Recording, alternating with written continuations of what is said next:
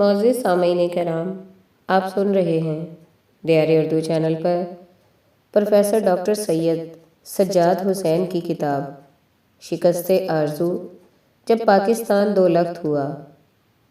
اگر آپ دیار اردو چینل پر نیو ہیں تو چینل کو سبسکرائب کرنا نہ بھولیں اور بیل آئیکن کو لازمی پریس کیجیے تاکہ آئندہ آنے والی تمام نئی اقساط آپ کو بر وقت موصول ہوتی رہیں۔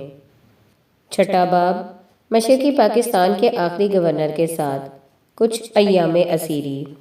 1971 کے پریشان کن حالات میں ڈاکٹر عبد المالک کے گورنر کی حیثیت سے تقرر کی پشت پر کئی عوامل تھے۔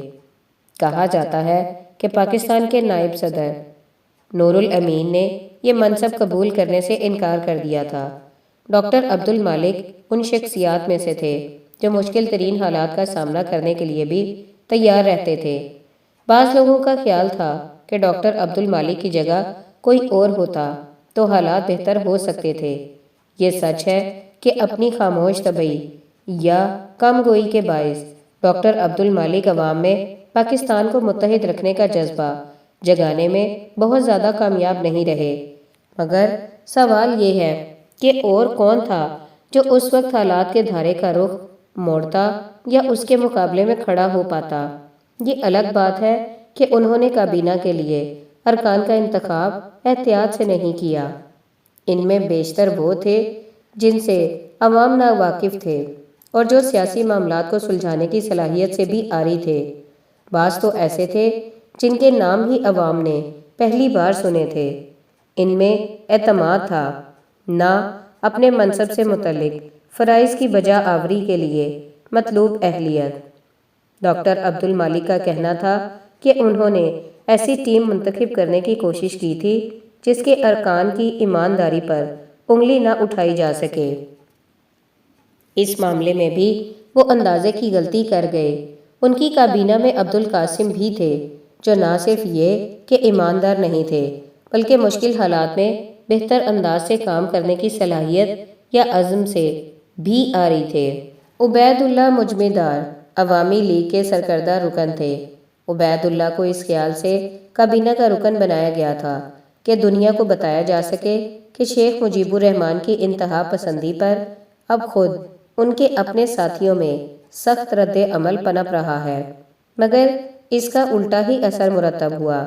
عوام میں یہ تاثر عام ہوا کہ ڈاکٹر عبد المالک کی کابینہ میں صرف موقع پرست اور چاپلوس قسم کے لوگ ہی جگہ بنا سکے ہیں۔ اس کابینہ پر لوگوں کو کم ہی اعتبار تھا۔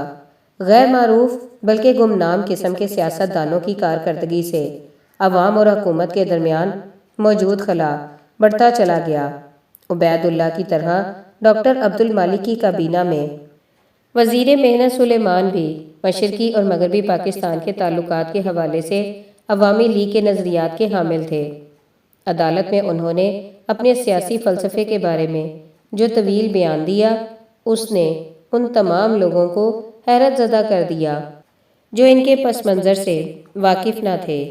انہوں نے کہا کہ وہ شیخ مجیب الرحمن کے سیاسی نظریات سے پوری طرح متفق ہیں اور ڈاکٹر عبد المالک کی کابینہ میں فوج کے دباؤ پر شامل ہوئے ہیں۔ مزید یہ کہ فوج نے دھمکی دی تھی کہ کابینہ میں شامل نہ ہونے کی صورت میں انہیں گولی مار دی جائے گی۔ یہ ایک سفید جھوٹ تھا۔ عوام نے بھی اس بیان کو قبول نہیں کیا۔ اس نوعیت کی بے بنیاد باتیں کر کے انہوں نے خود کو تضحیک کا نشانہ بنا لیا۔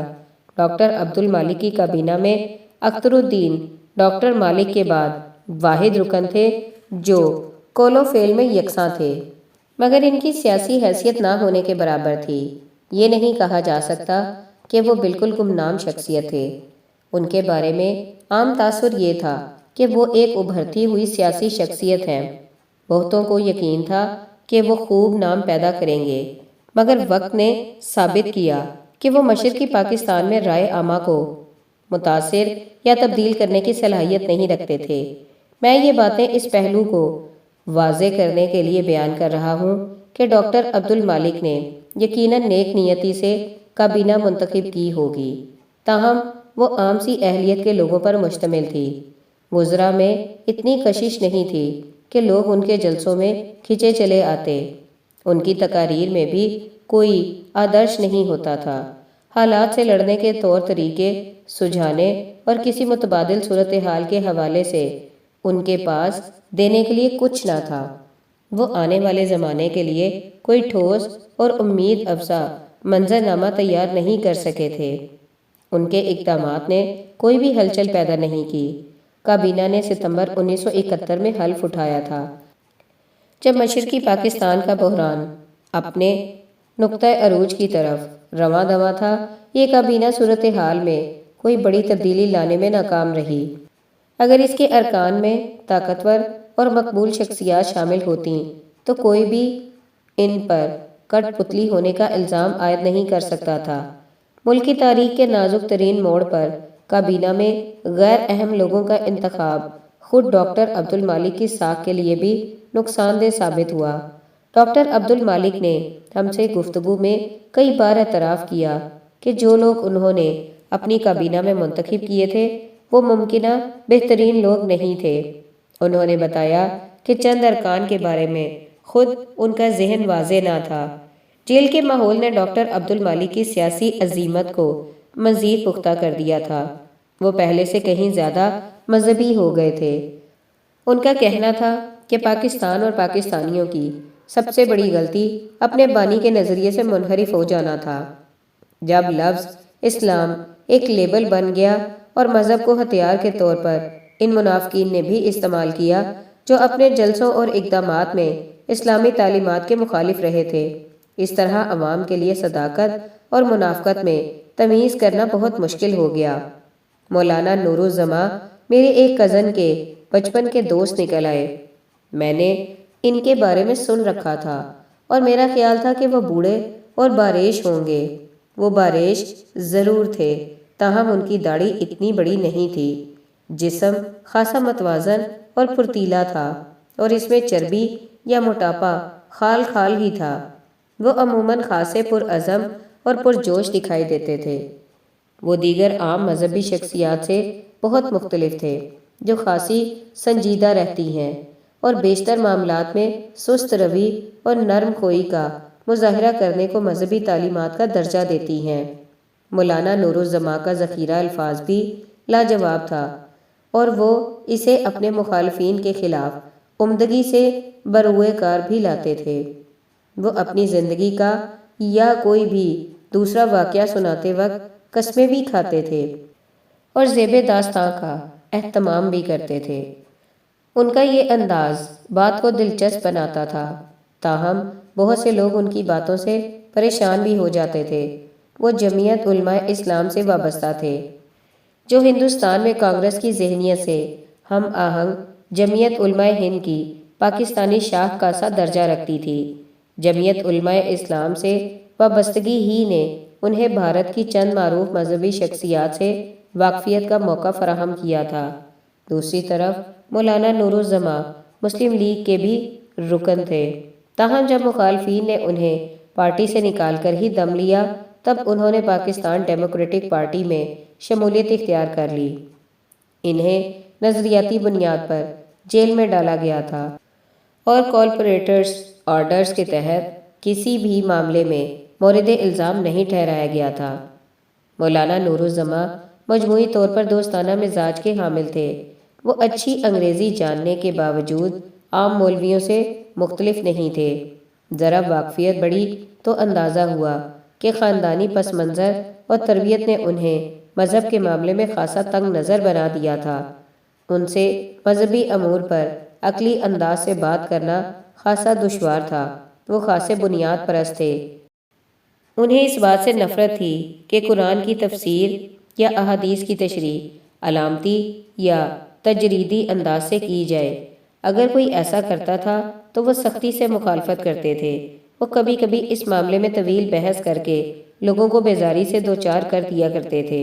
قرآن کی جن آیات سے صاف اندازہ ہوتا تھا کہ وہ علامتی طور پر بیان کی گئی ہیں، مولانا انہیں لفظ پا لفظ لیتے۔ اگر کوئی عقائد کی تشریح عقلی یا مختلف انداز سے کرتا تو وہ اسے دین سے انکار کے مساوی سمجھتے تھے۔ ہم میں سے بعض افراد جان بوجھ کر ایسی باتیں کرتے تھے جو مولانا کے جذبات کو برانگیختہ کر دیتی تھیں۔ ان کا رد عمل دیکھنا مزیدار ہوتا تھا۔ میں ان سے گفتگو کے دوران شیکسپیئر اور سیگمنڈ فرائڈ کا اکثر حوالہ دیا کرتا تھا۔ میرا خیال یہ ہے کہ وہ اس تصور ہی سے بیزار رہتے تھے کہ کوئی مسلمان کسی تقریر کے ذریعے کوئی ایسی بات کہے جس کے نتیجے میں کوئی غیر مسلم مصنف مذہب یا کسی بھی دوسرے معاملے پر اپنی بات منوانے میں کامیاب رہے۔ انگریزی علم کے باوجود مولانا نور الزماں معاشرے کے ان عمومی مذہبی لوگوں سے زیادہ مختلف نہیں تھے جو جدید رجحانات سے قطعاً ناواقف ہوتے ہیں۔ کسی جدید خیال کو یکسر مسترد کرنے اور اسے پڑھ کر سمجھنے کے بعد مسترد کرنے میں بھی فرق ہے، اور یہ بھی تو ہو سکتا ہے کہ کوئی شخص پرانی سوچ سے اندھی عقیدت کے ساتھ وابستہ رہنے کی صورت میں نئے چیلنجوں سے اس طرح منہ موڑ لے کہ ان سے پوری طرح واقف ہی نہ ہو پائے۔ مولانا نور الزماں کا تعلق اس دوسری قسم کے لوگوں سے تھا۔ ان کی باتیں سن کر کوئی بھی اندازہ لگا سکتا تھا کہ جدید معاشرے میں مذہبی علماء تعلیم یافتہ نوجوانوں کی ہمدردیوں سے کیوں کر محروم ہو گئے۔ ان کا بنیادی مسئلہ یہ ہے کہ وہ جامعات میں تعلیم پانے والے لڑکوں اور لڑکیوں سے اس زبان میں بات نہیں کر سکتے جو ان میں مروج ہیں۔ ابلاغ کا فقدان ایک بڑا مسئلہ تھا۔ اگر نوجوانوں میں مذہبی تعلیمات کے حوالے سے کوئی ابہام یا غلط فہمی پائی جاتی ہے تو اسے علماء سوچے سمجھے بغیر الحاد یا مذہب بیزاری قرار دے بیٹھتے ہیں۔ علماء کا رویہ اس قدر سخت اور غیر لچکدار ہے کہ مختلف سوالوں کے جواب کے متلاشی ذہن بنیادی مذہبی سوچ سے دور ہوتے چلے جاتے ہیں۔ وہ نو مسلموں میں تبلیغ کرتے تھے، مگر وہ اس بات کو تسلیم کرنے کے لیے تیار نہیں تھے کہ قرآن اور حدیث پر مبنی ان کے دلائل صرف ان کے لیے موزوں تھے، جو ان کی اتھارٹی کو بلا چون چرا تسلیم کر لیتے ہیں۔ غیر مسلم اور تشکیک پسندوں کو اسلام کی طرف لانے کے لیے مختلف نوعیت کے دلائل درکار ہوتے ہیں، اور اس معاملے میں علماء کی تربیت نہ ہونے کے برابر تھی۔ کسی بھی ناقدر کو صرف قرآن کی کسی آیت کے ذریعے قائل کرنے کی کوشش کرنا سراسر لا حاصل ہے، اگر ناقدر غیر مسلم یا تعقل پسند مسلم ہو۔ مولانا نور الزماں نے ایک بار مجھ پر زور دیا کہ میں مولانا عبدالخالق کی اسلام پر اور مولانا اشرف علی تھانوی کے خطبات پر مشتمل کتابیں پڑھوں۔ دونوں کتابوں میں محض مذہبی عقائد کا تذکرہ تھا، اور میرے نقطۂ نظر سے یہ کتابیں خاصی مایوس کن تھیں، بالخصوص مولانا عبدالخالق کی کتاب۔ مولانا عبدالخالق نے صرف راسخ العقیدہ مسلمانوں کو مخاطب کیا تھا اور دین کے بنیادی اصول بیان کیے تھے۔ مولانا تھانوی نے اپنی تحریر کے ذریعے یہ تاثر دیا تھا کہ ان کے دلائل سے دینی تعلیمات کے بارے میں تمام شبہات یا اشکال دور ہو جائیں گی۔ کہیں کہیں انہوں نے تاریخ کے حوالے اور فلسفے کی بنیاد پر دلائل بھی دیے تھے، مگر میں نے یہ اندازہ قائم کیا کہ انہوں نے اسلام سے باہر کی پوری دنیا کو یکسر نظر انداز کر رکھا تھا۔ عمومی تاریخ سے متعلق ان کے علم نے مجھے متاثر نہیں کیا۔ ان کی طرز تحریر سے بھی اندازہ ہوتا تھا کہ جدید دور کی منطق اور فلسفے سے ان کی زیادہ واقفیت نہیں۔ ہو سکتا ہے کہ مولانا اشرف علی تھانوی کے بارے میں میری رائے بالکل غلط ہو، کیونکہ میں تو ان چند رشات قلم کے مطالعے کی بنیاد پر بات کر رہا ہوں جو جیل میں میری نظر سے گزرے تھے۔ ان کی بڑی اور معروف تصانیف میرے زیر مطالعہ نہیں رہیں، البتہ ان کی طرز تحریر میں ایک بات نے مجھے متاثر کیا۔ راسخ العقیدہ مسلمانوں کے مجمع پر وہ اثر انداز ہونے کی بھرپور صلاحیت رکھتے تھے۔ ویسے تو دنیا بھر میں جدید نظریات اور مذہبی فکر کے درمیان خلا پایا جاتا ہے، مگر میں نے پاک و ہند کے مسلمانوں میں یہ خلا کسی بھی دوسرے خطے کے مقابلے میں زیادہ دیکھا ہے۔ اس معاملے میں صرف علامہ محمد اقبال استثناء کا درجہ رکھتے ہیں۔ ہم یہ بھول جاتے ہیں کہ وہ کوئی مذہبی عالم نہیں تھے۔ انہوں نے اسلام میں مذہبی فکر کی تشکیل جدید لکھ کر لاکھوں پڑھے لکھے مسلمانوں کو اسلام کی بنیادی تعلیمات جدید دور کے تقاضوں کے مطابق سمجھنے کے قابل بنایا، مگر سچ یہ ہے کہ خود علماء نے علامہ کی فکری کاوشوں سے کم ہی استفادہ کیا۔ اقبال کے فکری اثرات سے مذہبی طبقہ اس قدر خائف تھا کہ بعض علماء نے تو انہیں باغیانہ سوچ کا حامل بھی قرار دے دیا۔ میرے خیال میں مذہبی علماء کا بنیادی مسئلہ یہ ہے کہ وہ اسلام کے حوالے سے خالص بنیادی اور غیر بنیادی باتوں میں فرق کرنے کا شعور نہیں رکھتے۔ وہ اس خوف میں مبتلا رہتے ہیں کہ کسی بھی غیر بنیادی بات پر تنقید دراصل بنیادی بات پر حملے کے مترادف ہے۔ مولانا نور الزماں عجیب و غریب دلائل دے کر مجھے حیران کرتے رہتے تھے۔ منطق کی کسوٹی پر ان کے دلائل کبھی پورے نہیں اترتے تھے، مگر مولانا نور الزماں کو اس کی چندہ پرواہ نہیں تھی۔ اگر کوئی شخص پڑھا لکھا نہ ہو اور وہ خلوص کے ساتھ کوئی غلط بات بھی کہے تو سادگی کی بنیاد پر اسے سراہا جا سکتا ہے۔ مولانا نور الزماں کا معاملہ خاصا مختلف تھا۔ ان میں ان پڑھ آدمی کی معصومیت کے ساتھ ساتھ نیم خواندہ شخص کی جہالت بھی گندی تھی۔ ان کے خیال میں مذہب کی تعلیمات کو تنقیدی نظر سے دیکھنا بغاوت کے مترادف تھا۔ میں نے مولانا نور الزماں کا ذکر اتنی تفصیل سے اس لیے کیا ہے کہ وہ ہمارے معاشرے کے ایک طبقے کے نمائندے تھے۔ اس طبقے کی افادیت سے یکسر انکار نہیں کیا جا سکتا، مگر اسی طبقے نے اپنی خامیوں یا کمزوریوں سے ایسے نتائج بھی پیدا کیے ہیں جنہیں نظر انداز کرنا ممکن نہیں۔ مجھے یہ اعتراف بھی کرنا ہوگا کہ مولانا نور الزماں سے میں نے سیاسی پس منظر کے بارے میں بہت کچھ سیکھا۔ وہ نمایاں سیاسی اور عوامی شخصیات کے بارے میں بہت کچھ جانتے تھے۔ اگر مولانا کی صحبت نصیب نہ ہوئی ہوتی تو میں بہت سی سیاسی مصلحتوں کو سمجھنے سے قاصر رہتا۔ جب انہیں سنتا تھا تو مجھے اندازہ ہوتا تھا کہ سیاست کے بارے میں میری سوچ کس قدر سادہ لوحی پر مشتمل تھی۔ انہوں نے بہت سی بلند قامت شخصیات کی بدعمالیوں کے بارے میں ایسے شواہد پیش کیے کہ انکار کرنے کی تاب نہ تھی۔ سیاسی امور میں ان سے اختلاف بہت مشکل کام تھا۔ وہ ڈاکٹر شہید اللہ مرحوم کا کم ہی احترام ملحوظ رکھتے تھے اور متعدد واقعات کی روشنی میں ان کی حماقت ثابت کرتے رہتے تھے۔ اس سلسلے میں اسلامی فقہ کے حوالے سے ایک بحث نمایاں ہے جس میں ڈاکٹر شہید اللہ مرحوم نے متعدد مقامات پر شرع و قایا کا حوالہ دیا ہے۔ مولانا نور الزماں کا استدلال یہ تھا کہ وہ شرع کے بجائے اصل کتاب سے مستفید ہونا پسند کریں گے۔ اگر ڈاکٹر شہید اللہ کو پتہ نہیں تھا کہ وقایا کیا ہے، وہ شرع وقایا کو اصل کتاب سمجھ رہے تھے، اس سے اندازہ ہوتا تھا کہ دینی علوم کے معاملے میں ان کی معلومات کتنی سطحی تھی۔ 30-35 سال قبل کے ڈھاکہ یونیورسٹی کے اساتذہ سے متعلق بھی کچھ کہانیاں سننے کو ملی جن سے میں بہت محظوظ ہوا۔ ان سے مجھے گزرا ہوا زمانہ یاد کرنے کا موقع بھی ملا۔ سچ تو یہ ہے کہ ماضی اب زمانہ ما قبل تاریخ معلوم ہوتا ہے۔ یادوں سے مشترکہ طور پر مستفید یا محظوظ ہونا بڑی نعمت ہے۔ فلسفیانہ بنیاد پر میرے اور مولانا نور الزماں کے درمیان ایک خلیج حائل تھی، مگر مشترکہ یادوں نے ہمیں ایک دوسرے کے قریب کر دیا تھا۔ سیاست کے حوالے سے میرا خیال یہ تھا کہ مولانا نور الزماں کو خود بھی مکمل اندازہ نہیں تھا کہ وہ چاہتے کیا ہے۔ جب کبھی اسلامی بنیادوں پر نظم و نسق یا حکمرانی کی بات ہوتی تھی، وہ خود بھی بتا نہیں پاتے تھے کہ ان کے ذہن میں اس کا کیا نقشہ ہے۔ ان کی باتوں میں خاصا ابہام پایا جاتا تھا۔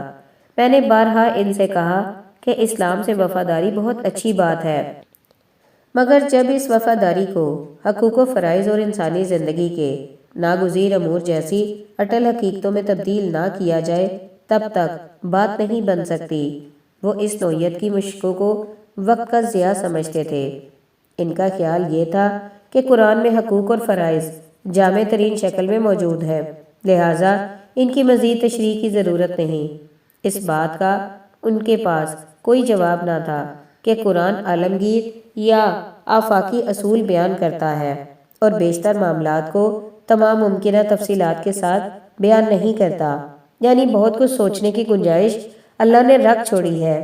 ان کا استدلال یہ تھا کہ جو کچھ قرآن میں ہے وہ نہ صرف حرف آخر ہے بلکہ مزید شرح کا محتاج بھی نہیں۔ ایسے معاملات پر بات کرتے وقت وہ خاصے مشتعل ہو جایا کرتے تھے، ایسا لگتا تھا جیسے انہیں کوئی ضک پہنچی ہو۔ ایسے مواقع پر میں یہ محسوس کرتا تھا کہ مبہم امور پر جیل میں لڑنا درست نہیں۔ مولانا نور الزماں کی باتوں سے یہ بات جاننا ممکن نہیں تھا کہ جدید معاشرے کے سیاسی اور معاشی مسائل کو حل کرنے کے لیے اسلام کے بنیادی اصولوں سے کس طور مدد لی جا سکتی ہے۔ یہ بہرحال ایک تلخ حقیقت ہے کہ جو لوگ اسلام کو ہر اعتبار سے عملی ضابطہ حیات سمجھتے ہیں وہ خود بھی بعض امور میں ابہام رکھتے ہیں اور کسی بھی معاملے میں ٹھوس دلائل کے ساتھ بحث میں شریک ہونے سے گریزاں رہتے ہیں۔ ان کے پاس جدید دور کے تقاضوں کے مطابق بیان کرنے کے لیے کچھ بھی نہیں ہوتا۔ ہر دور کا اپنا لب و لہجہ ہوتا ہے جسے اپنائے بغیر بات عمدگی سے بیان نہیں کی جا سکتی۔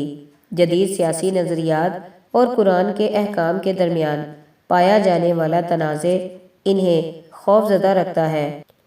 جو لوگ جدید سیاسی نظریات کی روشنی میں بات کرتے ہیں انہیں تشکیک پسند قرار دے دیا جاتا ہے۔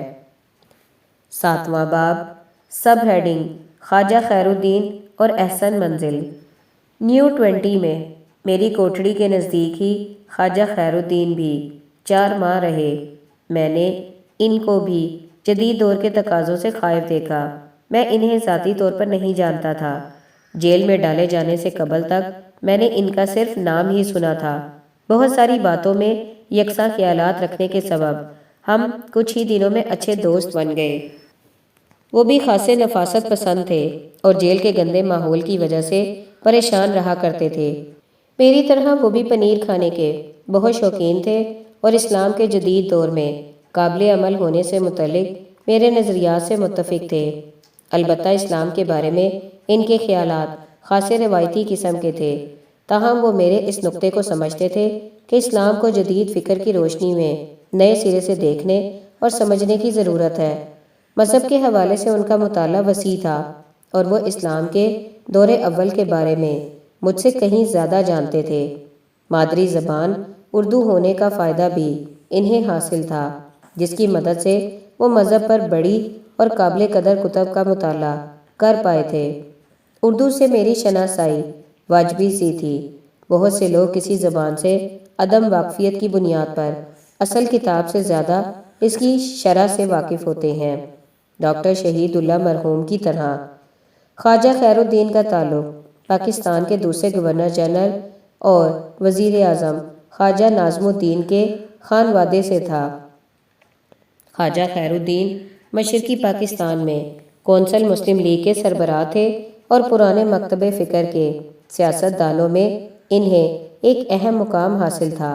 ڈھاکہ میں ان کی مقبولیت غیر معمولی تھی اور وہ پارٹی سطح سے کہیں بلند حیثیت کے حامل تھے۔ 1970 کے عام انتخابات میں خواجہ خیر الدین نے شیخ مجیب الرحمان کے مرکزی مخالف کا کردار ادا کیا تھا، گو کہ انہیں شکست کا سامنا کرنا پڑا تھا، تاہم ان کے حق میں ڈالے جانے والے ووٹوں کی تعداد اس امر کی مظہر تھی کہ ڈھاکہ میں ان کے چاہنے والوں کی اب بھی کچھ کمی نہ تھی۔ لوگ سیاسی وابستگی سے ہٹ کر بھی ان کا احترام کرتے تھے۔ وہ طویل مدت تک ڈھاکہ میونسپلٹی کے وائس چیئرمین رہے تھے اور شہر کو ہر اعتبار سے اس قدر جانتے تھے کہ اب بھی 1973 یہ خدشہ محسوس کیا جا رہا تھا کہ کہیں وہ لوگوں کو عوامی لیگ کے خلاف متحرک نہ کر دیں۔ میں جب نیو 20 بلاک میں آیا اس وقت خواجہ خیر الدین کا مقدمہ شروع ہو چکا تھا۔ انہوں نے مجھے وہ بیان دکھایا جو انہوں نے آئین کے آرٹیکل 342 کی روشنی میں تیار کیا تھا۔ میں نے چند ایک نکات کو درست کرنے اور دوبارہ لکھنے کا مشورہ دیا جو انہوں نے بخوشی قبول کر لیا۔ یہ ایک جرأت مندانہ بیان تھا اور اس کے لہجے سے مجھے خوشگوار حیرت ہوئی۔ اس نوعیت کے بیانات میں جو بڑکیں شامل ہوا کرتی ہیں وہ اس بیان میں بھی شامل تھیں، تاہم جس بات نے اسے ڈاکٹر عبد المالک اور ان کی کابینہ کے ارکان کے بیانات سے ممتاز بنایا وہ یہ تھی کہ خواجہ خیر الدین نے پاکستان اور اسلام پر اپنے محکم یقین کو چھپایا نہیں تھا اور 1971 کے تنازع میں اپنے کردار پر پردہ ڈالنے کی بھی کوئی کوشش نہیں کی تھی۔ خواجہ خیر الدین کا کہنا تھا کہ وہ جمہوریت پر یقین رکھتے ہیں اور اسی نقطے کی بنیاد پر انہوں نے ایوب خان کی آمریت کی بھی مخالفت کی تھی۔ ساتھ ہی ساتھ ان کا یہ بھی کہنا تھا کہ کسی بھی معاملے میں اختلاف کو ملک کے وجود کے لیے خطرہ بننے کی حد تک نہیں لے جانا چاہیے۔ عوامی لیگ کی جانب سے شروع کی جانے والی خانہ جنگی اور اس کے نتیجے میں ہونے والے بے پناہ جانی اور مالی نقصان کا حوالہ دیتے ہوئے خواجہ خیر الدین نے یہ سوال بھی اٹھایا تھا کہ کیا ان حالات و واقعات کی روشنی میں وہ اور عوامی لیگ کی مخالفت کرنے والے دیگر افراد اپنے موقف پر درست ثابت نہیں ہوئے۔ خواجہ خیر الدین نے جب یہ بیان تیار کیا تھا اس وقت انہیں اندازہ نہیں تھا کہ جیل کے باہر لوگوں پر اس کا کیا اثر مرتب ہوگا۔ دوستوں نے بیان کا انداز اور لہجہ تبدیل کرنے پر زور دیا مگر خواجہ خیر الدین نے بیان میں کسی قسم کی نرمی پیدا کرنے سے انکار کر دیا اور دلیل یہ تھی کہ بیان خواہ کیسا ہی معذرت خواہانہ ہو جج کا ماندانہ فیصلہ بدلے گا نہیں۔ پھر وہ اپنے ماضی کی ذمہ داری قبول کرنے سے انکار کر کے اپنے وجود پر منافق کا لیبل کیوں چسپا کریں؟ ان کی بات درست ثابت ہوئی۔ ان کے مقدمے کی کارروائی سننے کے لیے عدالت کے باہر ہزاروں افراد جمع ہوتے تھے۔ انہوں نے عوامی لیگ کی کرپشن، جابرانہ و آمرانہ حکمرانی اور بد انتظامی کے بارے میں جو کچھ کہا وہ لاکھوں دلوں کی آواز تھی۔ عدالت میں بہت سے نئے چہرے ان سے ملنے آتے تھے اور انہیں بے باکی سے مقدمے کا سامنا کرنے پر مبارکباد دیتے تھے۔ جب وہ ظہر کی نماز کے لیے جاتے تو مسجد میں لوگ ان سے ہاتھ ملانے کے لیے قطار در قطار آتے تھے۔